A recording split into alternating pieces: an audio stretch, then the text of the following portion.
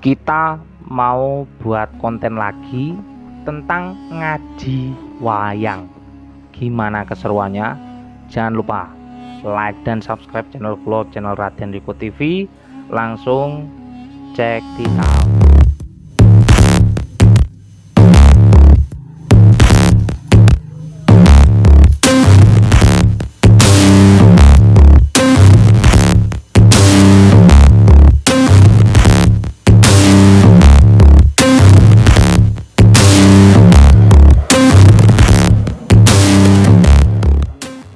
Assalamualaikum warahmatullahi wabarakatuh.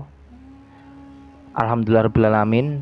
Puji syukur kehadirat Allah Subhanahu wa taala, karena rahmatnya kita bisa berkumpul di sini tanpa halangan suatu apapun. Rahmat sarta salam tansah kunjuk dumateng Kanjeng Nabi Muhammad SAW. Semoga kita termasuk umatnya dan benjang wonten yaumil kiamah angsalo syafaatipun Kanjeng Nabi. Amin amin amin ya rabbal alamin. Oke, kembali lagi di channel Raden Riko TV, channelnya budaya Jawa dan juga diskusi Jawa. Kita menekankan di sini untuk generasi milenial. Channel kita Raden Riko TV ini saya khususkan untuk para generasi muda agar lebih dekat kembali dengan budaya. Kita sinau bareng untuk makin cinta terhadap budaya kita, budaya Nusantara gitu. Oke, di konten hari ini kita mau buat konsep lagi yang namanya ngaji wayang. Kenapa kok dinamakan ngaji wayang? Karena di sini bertepatan di bulan puasa Ramadan. Kita selain para penggiat seni juga harus mendekatkan diri kepada Tuhan Yang Maha Esa, yaitu Allah Subhanahu wa taala, dengan sarana seni budaya kita gitu. Makanya dengan adanya seni dan budaya ini kita bisa lebih mendekatkan kembali. Dahulunya kalau saya dan panjenengan semua masih jauh ketika sebelum puasa, monggo kita dekatkan lagi kepada Sang Khalik agar ibadah kita khususnya di puasa ini dan juga di lain-lain bisa lebih taat lagi, bisa lebih istiqomah lagi dengan agama Islam. Ya. Di sini saya tidak mau menggurui sampean. Saya ngerti pasti panjenengan semua pasti orang-orang yang kompeten dan juga pintar, tapi kita diharapkan sinau bareng dengan adanya konten niki nggih. Bukan kok pinter-pinteran, enggak. Ini cuman untuk mendekatkan hati kita kepada Gusti Allah Subhanahu wa taala gitu dengan wayang. Buat teman-teman yang belum tahu, wayang niki niku dari istilah wewayangan.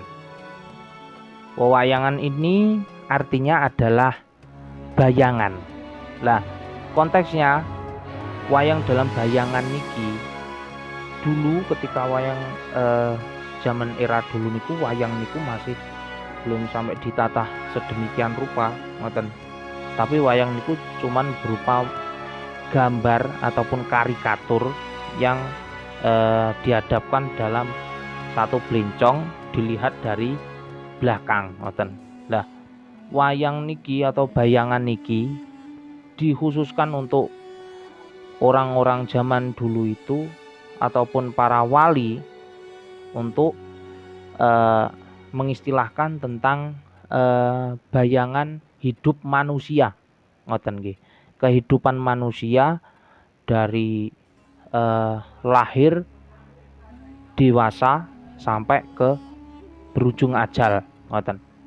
Makanya wayang niki banyak sekali arti-arti ingkang sinandi ataupun yang tersirat di situ.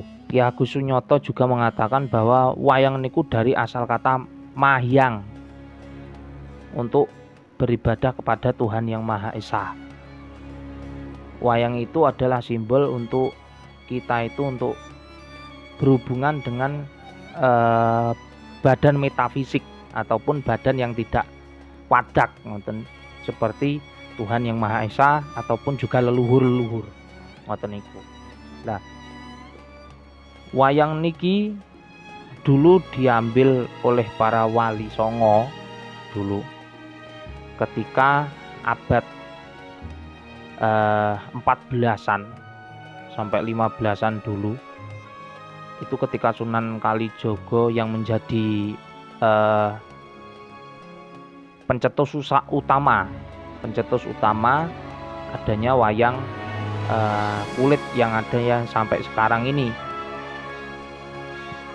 Para wali itu ketika mau menyebarkan agama Islam itu sampai beberapa ratus tahun itu tidak bisa masuk ke tanah Jawa. Karena apa? Karena agama Islam tidak relate dengan tanah Nusantara ini.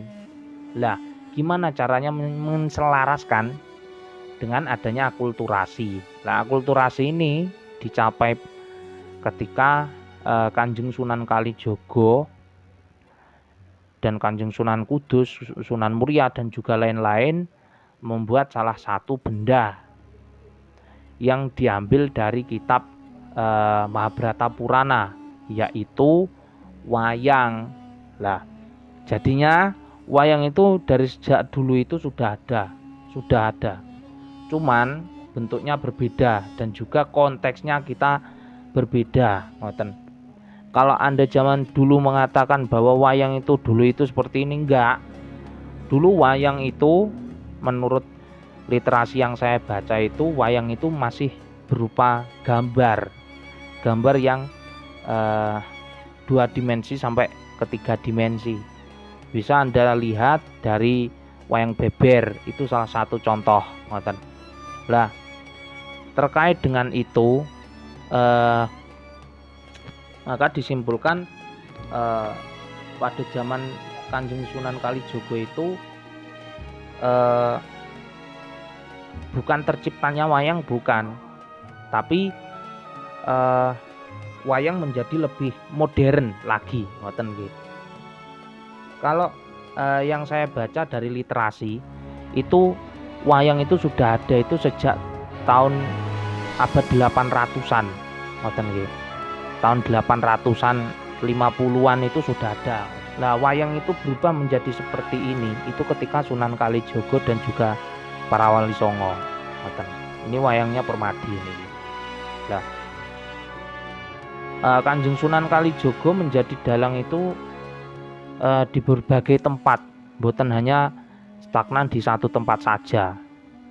Sampai di Cirebon juga ada wayangnya Kanjeng Sunan Kalijogo. Itu dulu Kanjeng Sunan Kalijogo juga enaknya apa ya, tanggapan lah cara gitu dengan mensiarkan agama Islam. Nah, aturipun Ki Agus Sunyoto juga wayang itu menjadi lebih banyak diminati masyarakat dulu ketika itu. Wayang itu sebelum era Wali Songo itu masih menjadi cerita yang diketahui oleh para kaum elit, ngoten nggih.